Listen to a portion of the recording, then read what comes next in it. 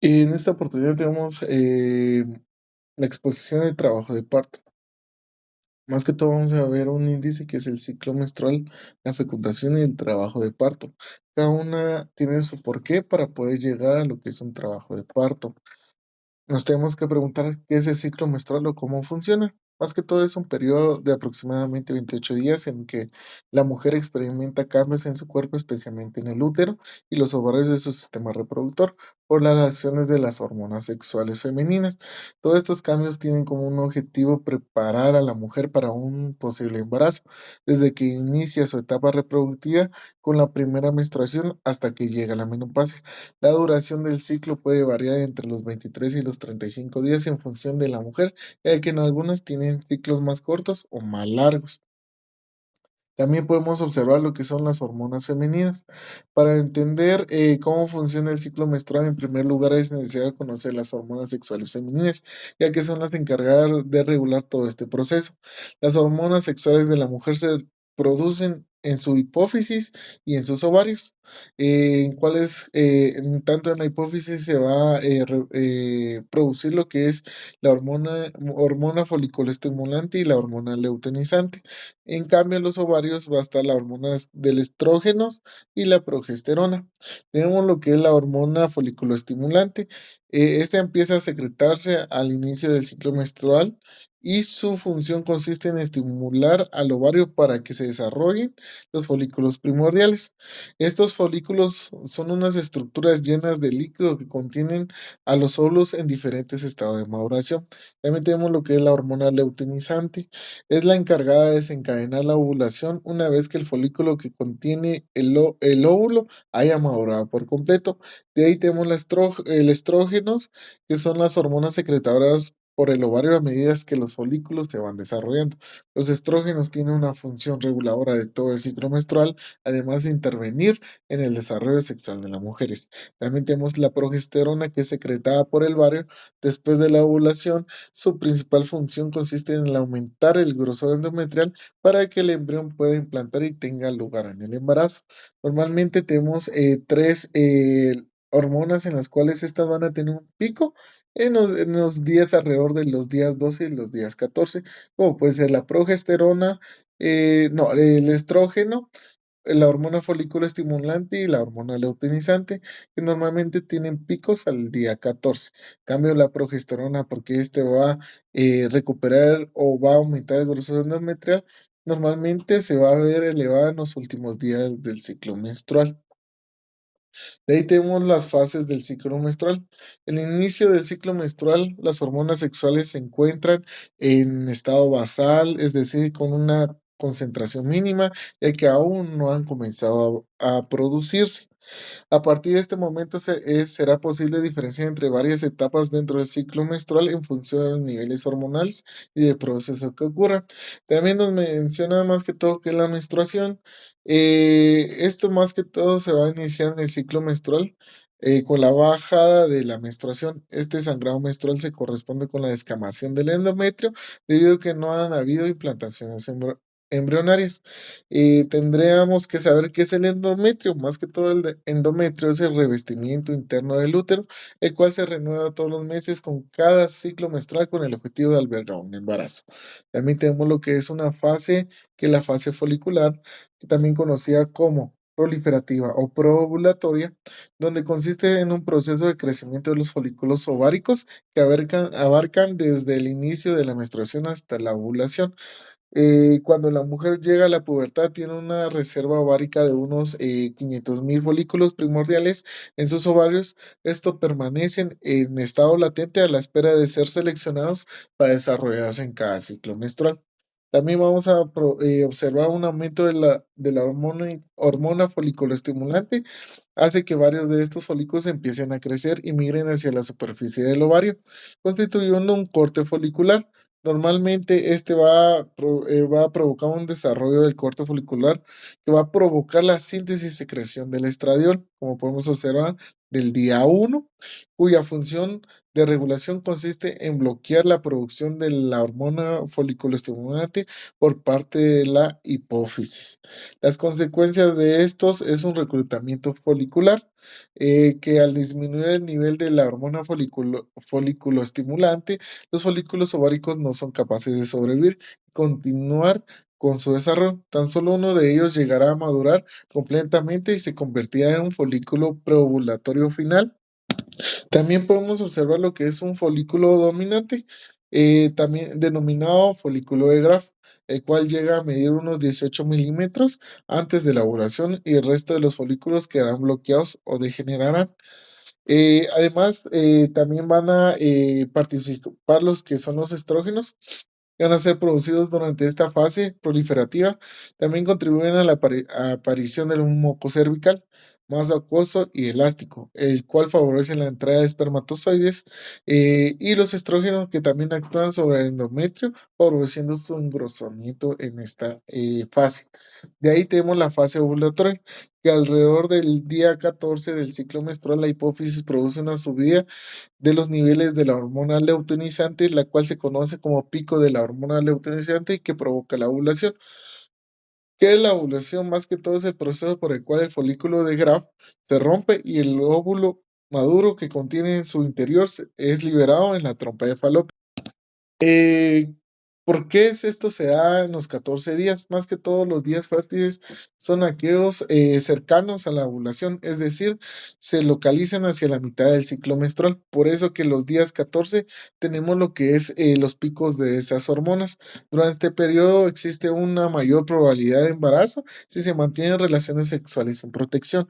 Habitualmente en cada ciclo menstrual, un único óvulo maduro es expulsado en una de las trompas de falopio.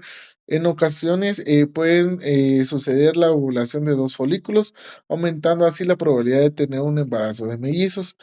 También menciona que el óvulo que se encuentra ahora en las trompas de falopio permanecerán a la espera de un espermatozoide que pueda fecundarlo si ha habido relación sexual. Si esto no sucede en las 24 horas siguientes a la ovulación, el óvulo envejecerá y ya no podrá ser fecundado.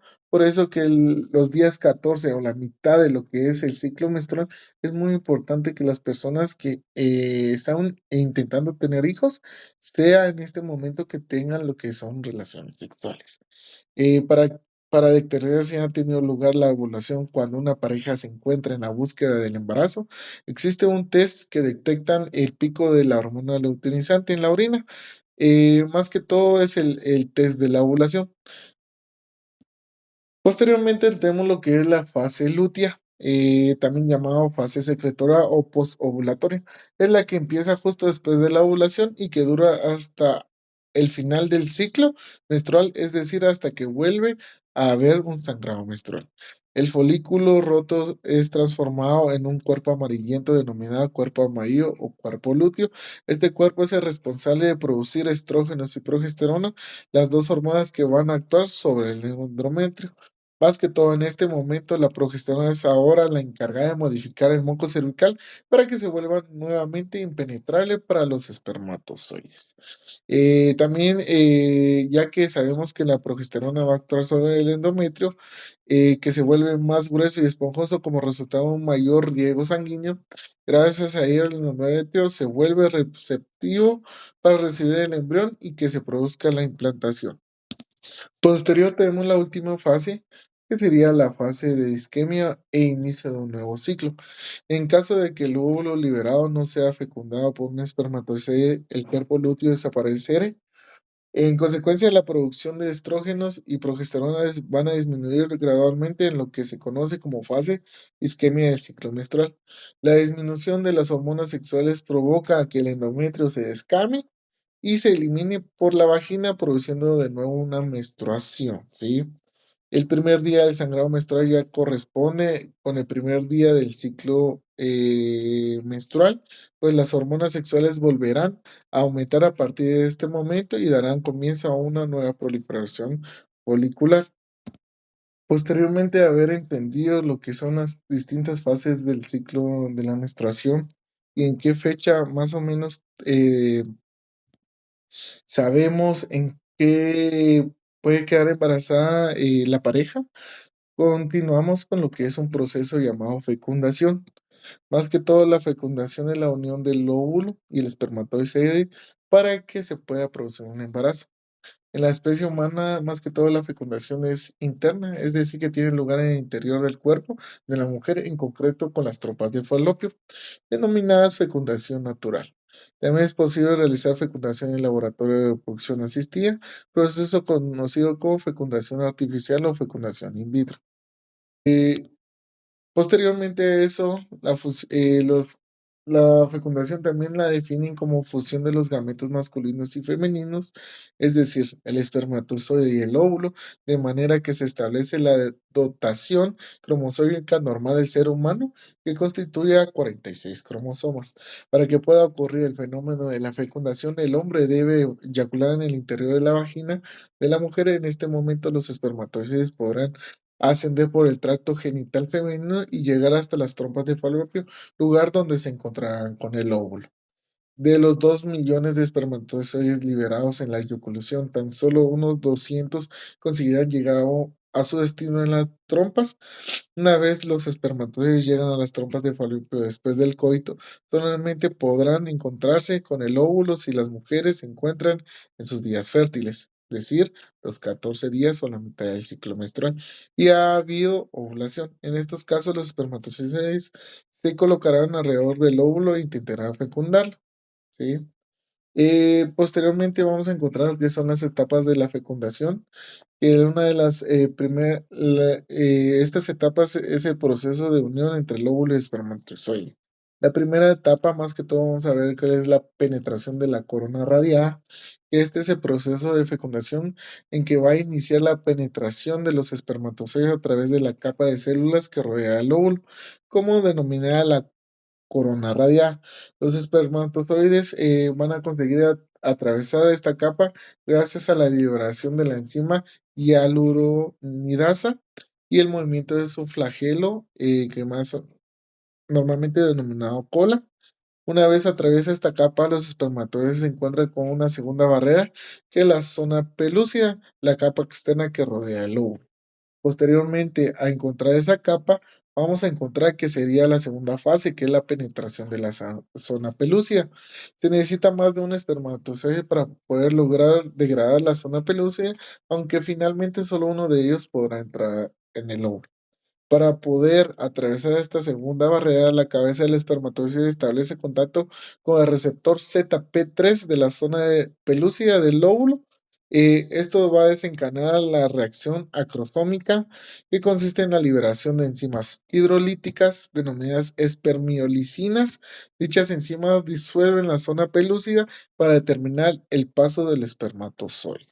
Asimismo, las reacciones acrosómicas provocan una serie de cambios en el espermatozoide que permite su capacidad final para poder penetrar el interior del óvulo, fundiendo sus membranas, ¿sí?